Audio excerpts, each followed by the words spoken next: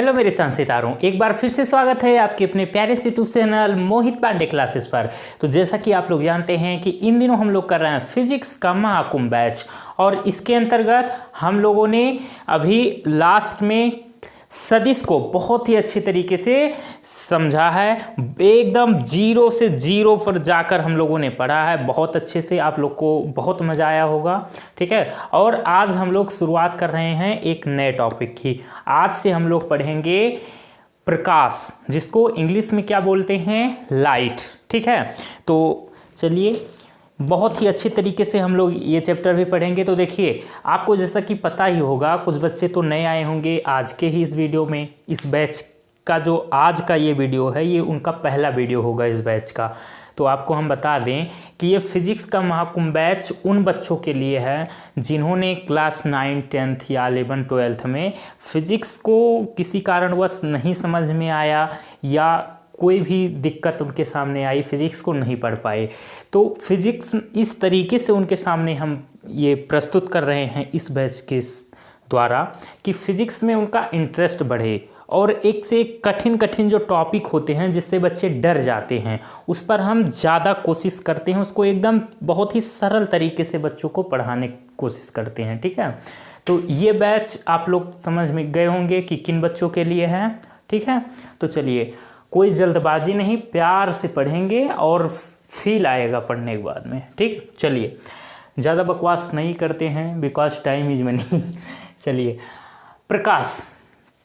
तो देखिए, आप लोग कुछ बच्चे तो ऐसे होंगे जो पढ़ चुके होंगे प्रकाश, कोई कोई होगा नहीं पढ़ा होगा। तो ज़्यादातर बच्चे क्या पढ़ते हैं, प्रकाश की डिफिनीशन बुक में क्या लिखी रहती है।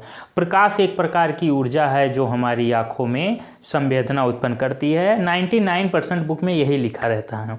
लेकिन जब आप थोड़ा स्टैंडर्ड क्लास में जाओगे तो वहाँ पर जब आप प्रकाश के बारे में अधिक और थोड़ा सा अध्ययन करोगे, तब आप इस डिफिनीशन को गलत साबित कर दोगे कि ये अच्छा नहीं है, बैठ नहीं रहा है तालमेल, ठीक है। तो आपको एक प्यारी सी डिफिनीशन हम बताते हैं। देखिए, प्रकाश एक प्रकार की वस्तु है जो हमारी आंखों में संवेदना उत्पन्न करती है। ये सब कुछ अच्छा नहीं लग रहा है, ठीक है। अच्छा, क्या सही नहीं बैठ रहा है। तो देखो, वस्तु है, प्रकाश कोई वस्तु थोड़ी है, इसको हम हाथ में थोड़ी ले सकते हैं, तो इसलिए वस्तु कहना थोड़ा सही नहीं है इसको। तो प्रकाश वह युक्ति है, प्रकाश एक ऐसी युक्ति है जिसकी सहायता से हम वस्तुओं को देख पाते हैं। प्रकाश स्वयं नहीं दिखाई देता, लेकिन प्रकाश एक ऐसी युक्ति है जिसकी सहायता से हम किसी भी वस्तु को आसानी से देख पाते हैं, ठीक है। क्या कहा हमने, प्रकाश एक ऐसी युक्ति है जिसकी सहायता से हम किसी भी वस्तु को बहुत ही आसानी से देख सकते हैं। क्लियर हो गया। तो प्रकाश एक प्रकार की युक्ति है जिसकी सहायता से हम वस्तुओं को देख पाते हैं, ठीक है। प्रकाश ऊर्जा का एक रूप है। प्रकाश जो है ऊर्जा का ही एक रूप है। देखो, ऊर्जा के बहुत सारे रूप हैं, ठीक है। आपको ऊर्जा चैप्टर पढ़ा दिया हमने, अगर नहीं पढ़ा तो देखिएगा नीचे डिस्क्रिप्शन बॉक्स में आपको इस बैच का आपको लिंक मिल जाएगा। ऊर्जा ये सब, कार ऊर्जा सब हमने पढ़ा दिया है, इसलिए ऊर्जा के अंदर अब घुसना सही नहीं समझेंगे, नहीं तो पूरा प्रकाश का चैप्टर आज यही ऊर्जा बताने में निकल जाएगा।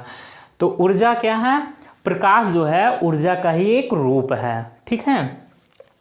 प्रकाश के परावर्तन के आधार पर वस्तुएं दो प्रकार की होती हैं। अब आपको एक शब्द जो है यहाँ पे थोड़ा सा दर्द देगा, वो शब्द है परावर्तन।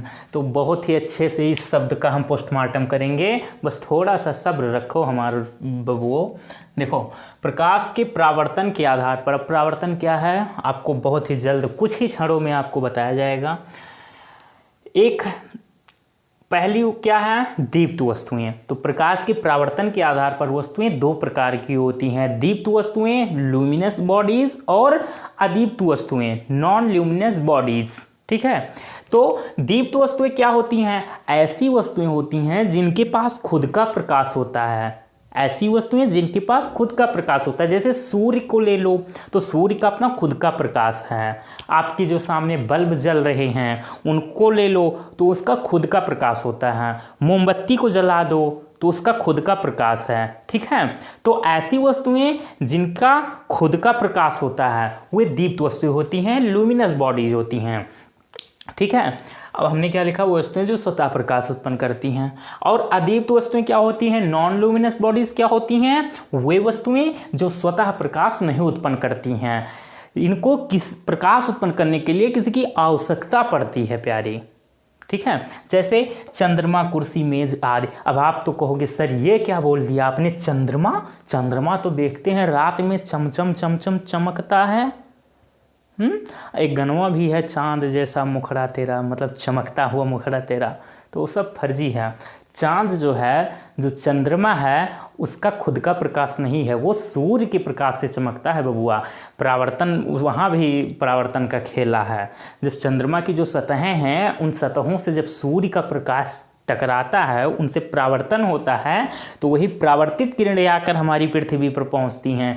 तो वो परावर्तित, सूर्य की ही परावर्तित किरणें हमको दिखती हैं तो लगता है कि चंद्रमा चमक रहा है, लेकिन वास्तव में चंद्रमा के पास अपना खुद का प्रकाश नहीं है। ठीक है, तो ये अपने खोपड़िया में सेव कैले हो बबुआ।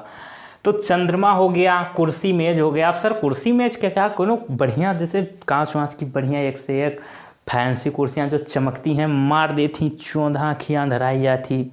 एक से एक टेबल मेज देखते हो ना, बड़े बड़े होटल में जाते हो, चमचम चमचम चमकती हैं, आँखियाँ अंधराए लागे थी। तो उनके पास खुद का प्रकाश नहीं है। लाइट जैसे जल रही है एकदम क्लीन, कोई बढ़िया सी कोई मेज़ ले लो, कुर्सी ले लो, उस पर जब प्रकाश का जब परावर्तन होता है तो वो प्रकाश, जैसे बल्ब ले लो तो उसकी जो रोशनी है, उसका जो प्रकाश है, उसके द्वारा आपको ऐसा लग रहा है कि मेज से प्रकाश निकल रहा है, कुर्सी से प्रकाश निकल रहा है, ये चमक रही हैं। वास्तव में इनके पास खुद का प्रकाश नहीं होता है, ये दूसरों की सहायता से चमकती हैं भैया। ठीक है बा, हाँ। तो आज इसमें हमने क्या देखा, प्रकाश क्या है, प्रकाश वह युक्ति है जिसके द्वारा हम वस्तुओं को देख पाते हैं। प्रकाश के परावर्तन के आधार पर वस्तुएं दो प्रकार की होती हैं, दीप्त वस्तुएं और अदीप्त वस्तुएं। दीप्त वस्तुएं क्या होती हैं, जो स्वतः प्रकाश उत्पन्न करती हैं, जैसे सूर्य हो गया, बल्ब हो गया, ये सब हमारे क्या हैं, दीप्त वस्तुएं हैं। अदीप्त वस्तुएं जो स्वतः प्रकाश उत्पन्न नहीं करती हैं, ये अदीप्त वस्तुएं हैं। ठीक, अब इसका आप लोग स्क्रीनशॉट ले लो, फिर हम बात आते हैं प्रकाश की प्रॉपर्टीज़ पर। इसके कुछ गुण होते हैं जो कि बहुत इंपॉर्टेंट पॉइंट हैं। चलिए स्क्रीनशॉट ले लिया। चलिए, प्रकाश के गुण, प्रॉपर्टीज ऑफ लाइट, देखिएगा बहुत ही इंपॉर्टेंट है ये पॉइंट। ठीक है, प्रकाश विद्युत चुंबकीय विकिरणों के रूप में चलता है। देखिए पहले तो ये माना जाता था, पहले वैज्ञानिकों ने कहा कि प्रकाश केवल सरल रेखा में चलती है, एक सीधी रेखा में। लेकिन भैया जैसे जैसे खोज बढ़ती गई, कहानी सब अदलती बदलती गई। क्या हुआ, जब कहीं पर ऐसा देखा गया कि प्रकाश जो है जाती है, सीधी तो जाती है, लेकिन कहीं से परावर्तन के पश्चात मुड़ जाती है। ठीक है, तो बाद में ये भी कहा गया प्रकाश तरंगों के रूप में चलता है वगैरह वगैरह। तो जैसे जैसे खोज बढ़ती गई, कहानी भी बढ़ती गई, लेकिन शुरुआत में आपको बताया जाता है कि प्रकाश केवल सरल रेखा में चलती हैं। ठीक है, लेकिन प्रकाश जो है तरंगों के रूप में चलती हैं, विद्युत चुंबकीय विकिरणों के रूप में चलती हैं। ठीक है, ये विद्युत चुंबकीय विकिरण कॉन्सेप्ट बहुत ही अच्छे तरीके से एकदम घुस के इसका पोस्टमार्टम करेंगे। अभी बस इतना जान लो कि प्रकाश विद्युत चुंबकीय विकिरणों के रूप में चलता है। ठीक है, कोई ऐसा शब्द नहीं छोड़ेंगे हम इस बैच में कि जिसका हम लोग पोस्टमार्टम ना करें। संभवतः अपनी तरफ से कोशिश करेंगे, वैसे इतना भी संभव नहीं है कि एक एक शब्द का पोस्टमार्टम किया जा सके, लेकिन हाँ जितना इम्पॉर्टेंट है उतने का तो पोस्टमार्टम हम लोग करके ही मानेंगे। चलिए, प्रकाश के लिए माध्यम की आवश्यकता नहीं होती, यह निर्वात में भी गति करता है। ठीक है, प्रकाश के गति करने के लिए किसी माध्यम की आवश्यकता नहीं है, यह निर्वात में भी गति कर सकता है। निर्वात में प्रकाश की चाल 3 × 10⁸ मीटर प्रति सेकंड होती है। इस पूरे में सबसे इम्पॉर्टेंट अगर कहा जाए तो ये है आपका, ये वैल्यू आपको पता होनी चाहिए। ठीक है, इसको हम प्रकाश की चाल को किससे लिखते हैं, c से। c इक्वल टू आपको वैल्यू याद होनी चाहिए 3 × 10⁸ मीटर पर सेकेंड। ठीक है, तो निर्वात में प्रकाश की चाल 3 × 10⁸ मीटर प्रति सेकेंड होती है। आगे न्यूमेरिकल करेंगे, बार बार यूज होगा। देखिए, और लेकिन अगर वास्तव में बात की जाए तो रियल में अगर कहा जाए तो c की वैल्यू अगर होती है, एग्जैक्ट वैल्यू की बात की जाए, एग्जैक्ट वैल्यू ये नहीं है प्यारे, 1 मिनट बबुआ, एग्जैक्ट वैल्यू c की 2.99 79245 गुणे 10⁸ मीटर पर सेकेंड, ये एग्जैक्ट वैल्यू है प्रकाश की।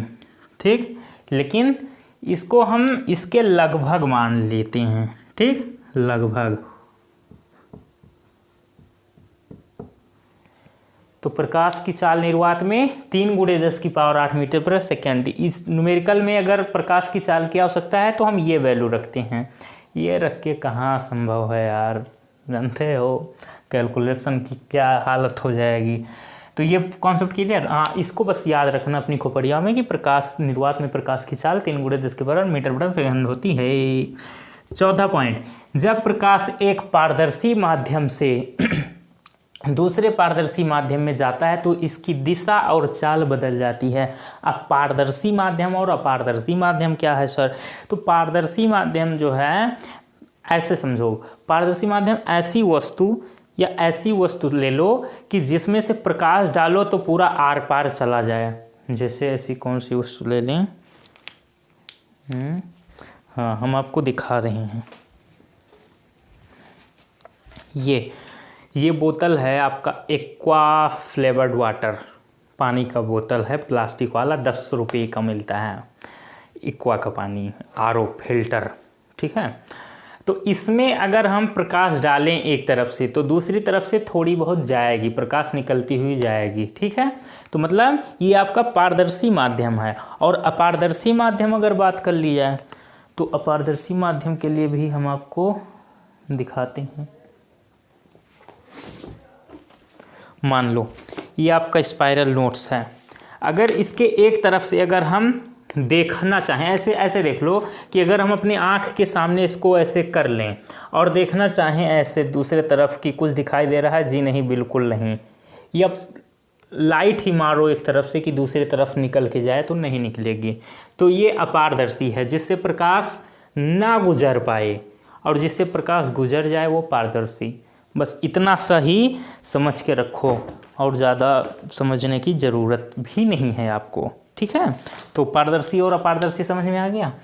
तो जब प्रकाश एक पारदर्शी माध्यम से दूसरे पारदर्शी माध्यम में जाता है तो इसकी दिशा और चाल बदल जाती है। ठीक है, देखो इसको ऐसे समझो कि प्रकाश जिस माध्यम से जा रहा था, अगर कोई वस्तु लाकर, कोई पारदर्शी वस्तु ही, जैसे बोतलवा लागो, इसमें अगर हम लाइट मार रहे हैं, ये प्रकाश जा रहा है ऐसे, यहाँ से मान लो, अब इस वस्तु को लाकर हम पारदर्शी वस्तु को इसके सामने कर दें तो इसकी चाल भी बदलेगी इस प्रकाश की, और दिशा भी बदल जाएगी, क्योंकि इससे टकरा रहा है। सामने वस्तु आ गया, ये बाधा बन के खड़ा हो गया है, कबाब में हड्डी।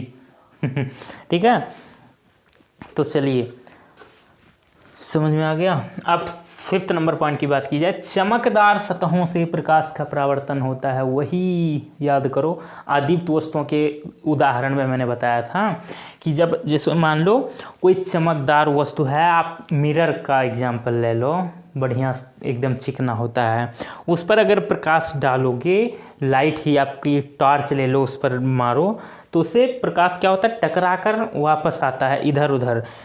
अगर वही खुरदुरे पर मारो तो उतनी लाइट नहीं आपको रिफ्लेक्ट होके दिखाई देंगी। ठीक, तो चमकदार सतहों से प्रकाश का परावर्तन होता है। अब परावर्तन, ऐसे परावर्तन को मैंने अभी तो जस्ट इसके बाद परावर्तन ही पढ़ेंगे, लेकिन अभी थोड़ा सा कॉन्सेप्ट समझ लो। परावर्तन क्या, किसी चमकदार सतह से प्रकाश का टकराकर वापस लौटना, इसी को परावर्तन कहते हैं। ठीक है, क्या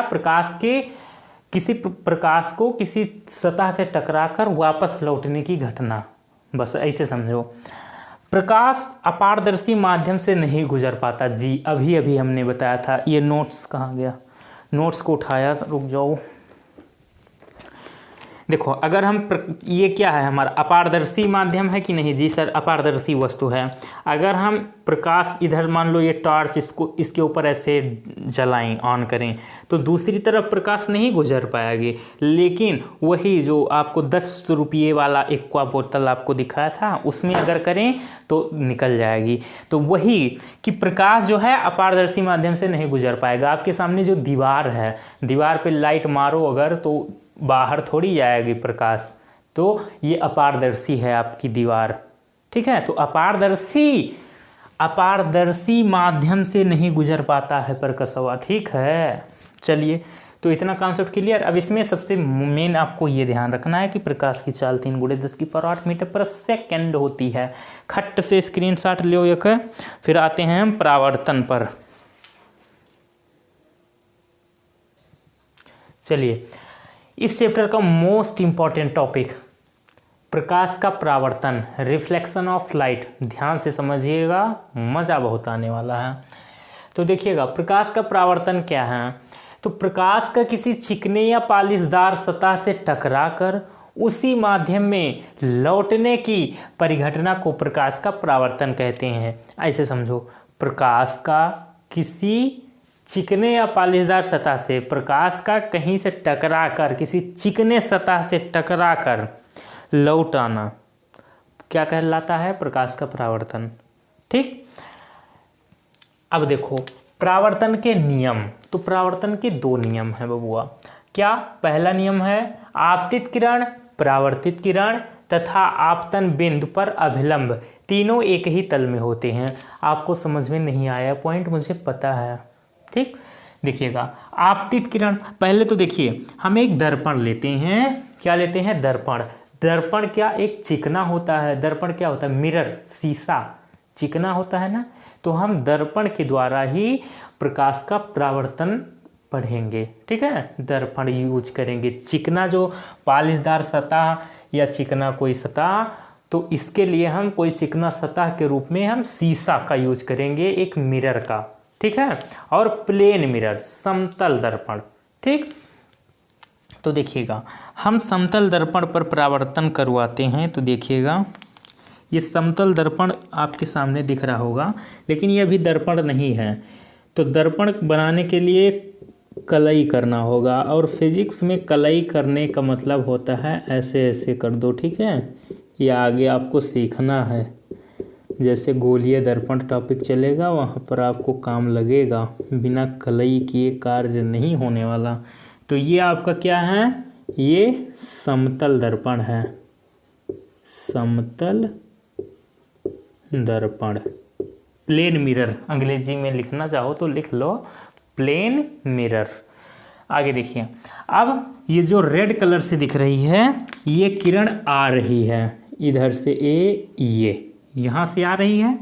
अब यहाँ पर इस समतल दर्पण का एक बिंदु हमने लिया कि यहाँ पर ये टकराती है, और फिर ये जो ब्लू कलर में दिख रही है ये वापस ऐसे चली जाती है, आती है ऐसे। यहाँ से मान लो हम ये टॉर्च दिखा रहे हैं, यहाँ पर एक प्लेन मिरर रखा हुआ है, तो टॉर्च दिखा रहे हैं। तो टॉर्च आई, प्रकाश टॉर्च से जो निकल रहा है वो यहाँ इस प्लेन मिरर से टकराया और फिर ऐसे मुड़कर चला गया। तो जो प्रकाश आ रही है, आने वाली प्रकाश को कहते हैं आपतित किरण। क्या कहते हैं? आपतित किरण। आने वाली प्रकाश आपतित किरण। और परावर्तन होने के पश्चात, परावर्तन होने का मतलब यहाँ टकरा गई, टकराने के बाद में जो जा रही है, तो परावर्तन के बाद जो जा रही है किरण उसको परावर्तित किरण कहते हैं। ठीक है, आने वाले किरण आपतित किरण और जाने वाली किरण परावर्तित किरण। ठीक है, अब हमने एक अभिलंब, जिसको इंग्लिश में नॉर्मल कहते हैं, हम लिख दें नॉर्मल। केवल एन लिख दें, समझ जाओगे, या हिंदी में भी लिख दें अभिलंब, जिसको हम लोग एन से लिखते हैं, एन फॉर नॉर्मल, NORMAL। तो ये हमने नॉर्मल लिया, और एक ये आपतन बिंदु यहाँ बना दिया हमने O। ये क्या है आपका आपतन बिंदु, ठीक है, आपतन बिंदु O। अब देखिएगा, इस आपतन बिंदु पर क्या हो रहा है, आपतित किरण आ रही है, परावर्तित किरण यहाँ से जा रही है, और एक अभिलंब हमने खींचा एकदम 90 डिग्री। तो क्या है, ये तीनों एक ही तल पर हैं। एक ही तल पर है कि नहीं? जी सर, एक ही तल पर हैं। दूसरा तल कहाँ? इधर नीचे की तरफ हो गया। तो तो क्या कहा पहला नियम, परावर्तन का पहला नियम, आपतित किरण आने वाली किरण, परावर्तित किरण मतलब जाने वाली किरण, तथा आपतन बिंदु पर अभिलंब। ये आपतन बिंदु है, इस पर हमने एक अभिलंब डाल दिया, एक नॉर्मल डाल दिया। तीनों एक ही तल में होते हैं कि नहीं? एक ही तल में। जी सर, एकदम बिल्कुल सही कह रहे हैं आप।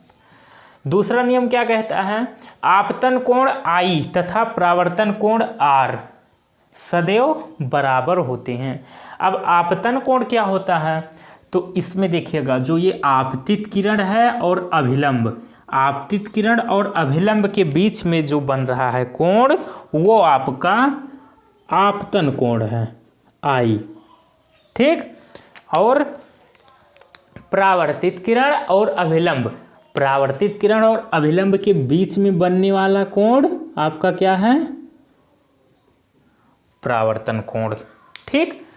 तो आपतित किरण और नॉर्मल के बीच में बनने वाला कोण आपतन कोण, और अभिलंब और परावर्तित किरण के बीच में बनने वाला ये आपका अभिलंब, ये परावर्तित किरण, ये ब्लू कलर वाला, इसके बीच में जो कोण बन रहा है वो आपका क्या है? परावर्तन कोण। पास से परावर्तन कोण और पास से परावर्तित किरण।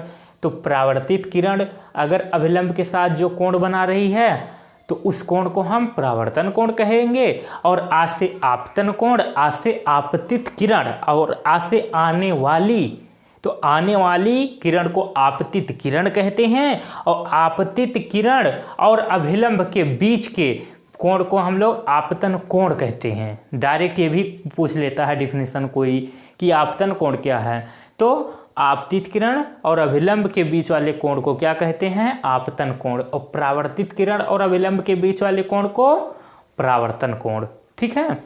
आपतन कोण को I से लिखते हैं, परावर्तन कोण को R से लिखते हैं। अब देखिएगा, इसका मतलब समझो क्या होता है। आपतन कोण I तथा परावर्तन कोण R सदैव बराबर होता है, अर्थात कहने का मतलब क्या है यहाँ पे, अर्थात कोण I जो है वो कोण R के बराबर है, ठीक। बात एकदम क्लियर हो गई? तो समझिएगा पूरा कहानी एक बार फिर से।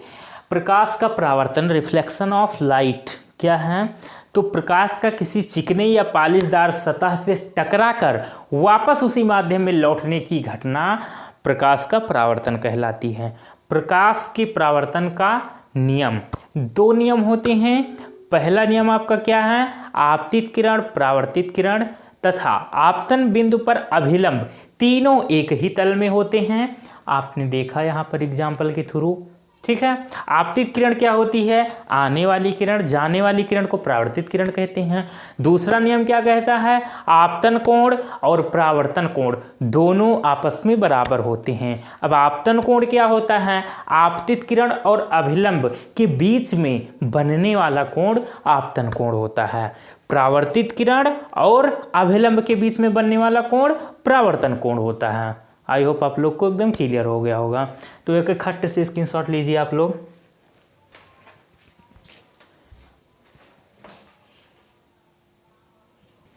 चलिए अब देखते हैं प्रकाश की किरण। प्रकाश की किरण क्या होता है, तो एक बिंदु से दूसरे बिंदु तक प्रकाश जिस पथ से होकर गुजरता है उसे प्रकाश की किरण कहते हैं। मतलब कि हमारे और आपके आने जाने का जो रास्ता है वो क्या है, रास्ता। वैसे जो प्रकाश के आने जाने का जो मार्ग है वही प्रकाश की किरण है। समझ में आ गया?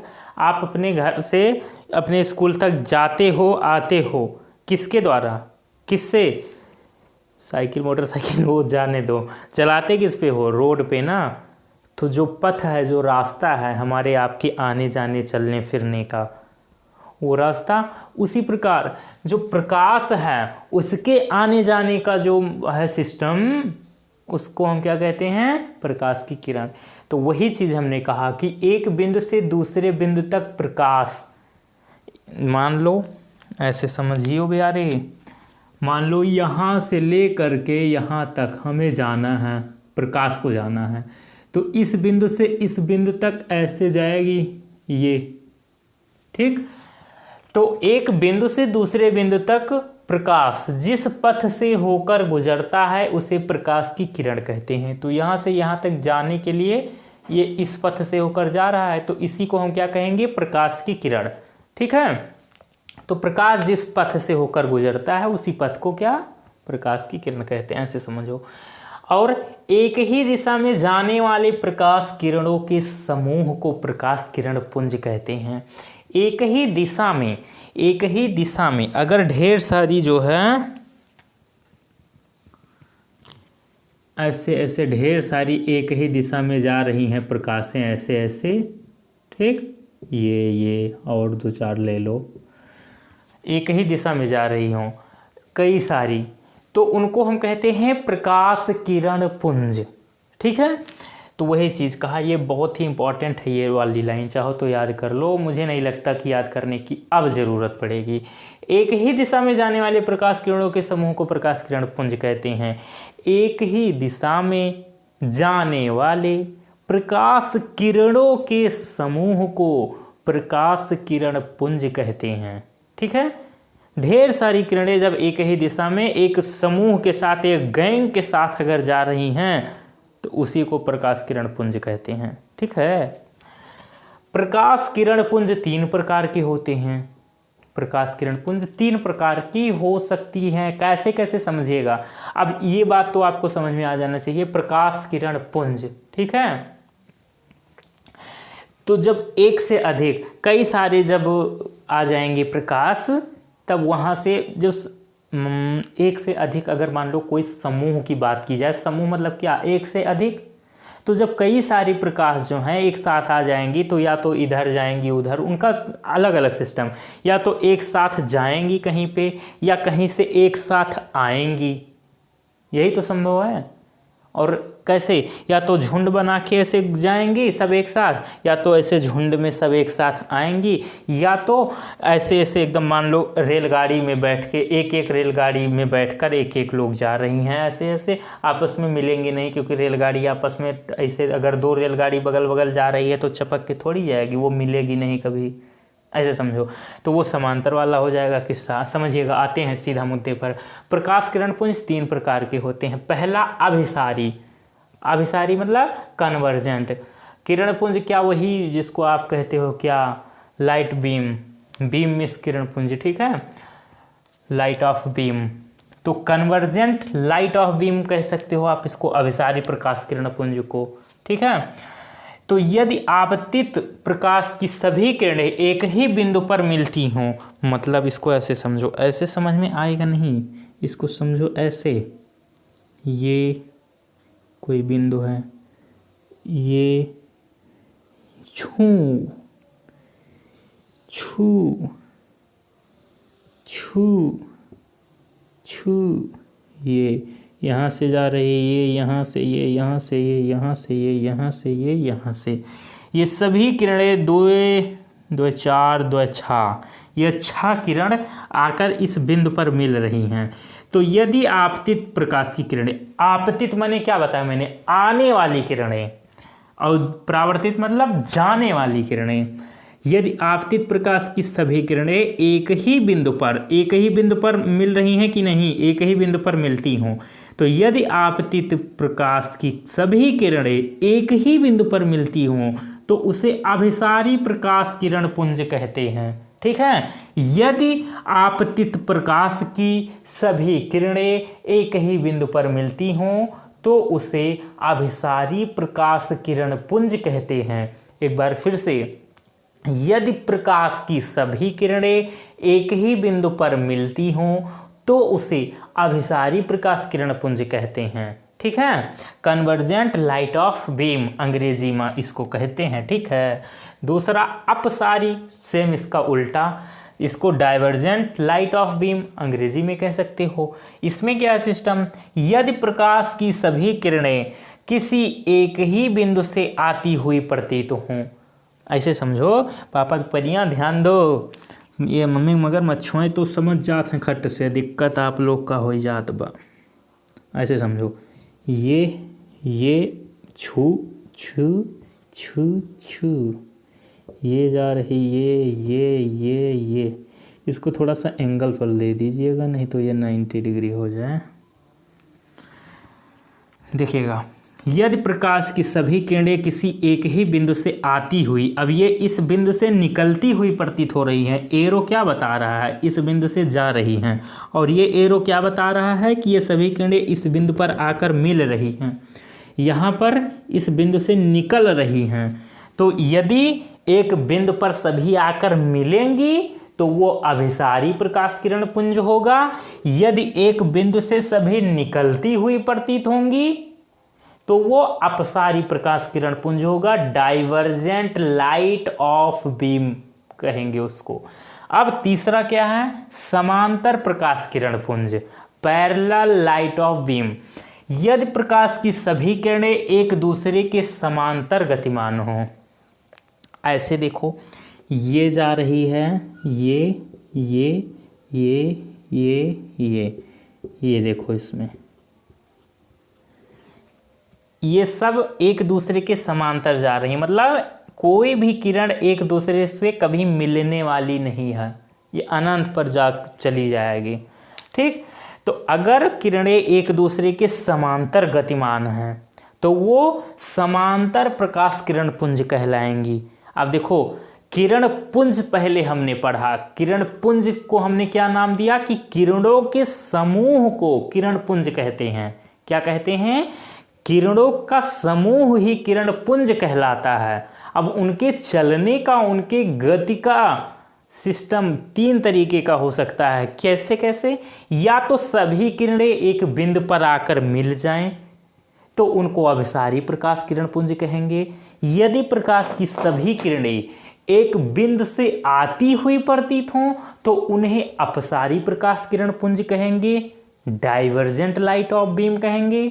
और यदि प्रकाश की सभी किरणें एक दूसरे के समांतर गतिमान हों तो उन्हें हम समांतर प्रकाश किरण पुंज कहेंगे, पैरेलल लाइट ऑफ बीम कहेंगे।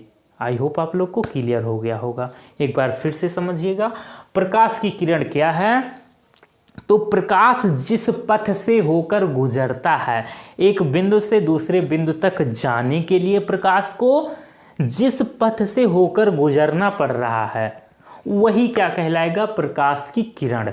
ठीक है। अब प्रकाश किरणों के समूह को प्रकाश किरण पुंज कहते हैं, ये बात मैंने बताई आपको। अब प्रकाश किरण पुंज 3 प्रकार की हो सकती हैं, अभिसारी प्रकाश किरण पुंज, कन्वर्जेंट लाइट ऑफ बीम। यदि प्रकाश की सभी किरणें एक बिंदु पर आकर मिले तो वो अभिसारी प्रकाश किरण पुंज होगा। यदि प्रकाश की सभी किरणें एक बिंदु से आती हुई प्रतीत हों तो उनको अपसारी प्रकाश किरण पुंज कहेंगे, डाइवर्जेंट लाइट ऑफ बीम कहेंगे। और यदि प्रकाश की सभी किरणें एक दूसरे के समांतर गतिमान हो, एक दूसरे के समांतर जाए, कभी आपस में मिले ना, तो उनको हम समांतर प्रकाश किरण पुंज कहेंगे, पैरेलल लाइट ऑफ बीम कहेंगे। अभी भी कोई दिक्कत? मुझे नहीं लगता अब किसी को कोई दिक्कत होगी समझने में। तो आज का सफ़र हम लोग यहीं तक रखते हैं। इसका स्क्रीनशॉट लेना चाहो तो ले सकते हो आप लोग। चलिए, बहुत सही, वेरी गुड। तो आज मज़ा आवा कि ना आए भाई, कमेंट करके ज़रूर बताओ। अगर मज़ा आया हो तो लिखिएगा हाँ मज़ा आया, कोई दिक्कत हो तो भी बताइएगा। ठीक है, अब हम लोग शुरू किए हैं आज प्रकाश चैप्टर को। इसमें भी हम लोग बहुत ही अच्छे तरीके से इसको पढ़ेंगे। ठीक है, जो जो इम्पोर्टेंट हमें लगेगा कि हाँ बहुत ज़्यादा इम्पोर्टेंट है, बच्चों को ज़रूर बताना चाहिए। इसमें बच्चे फंस जाते हैं, जल्दी समझ में नहीं आता, तो उस टॉपिक को तो हम लोग विशेष ध्यान देकर उसको पढ़ेंगे। ठीक है, तो ज़्यादा बड़ा ना हो वीडियो, आज का सफ़र हम लोग यहीं पर समाप्त करते हैं। Bye bye, see you.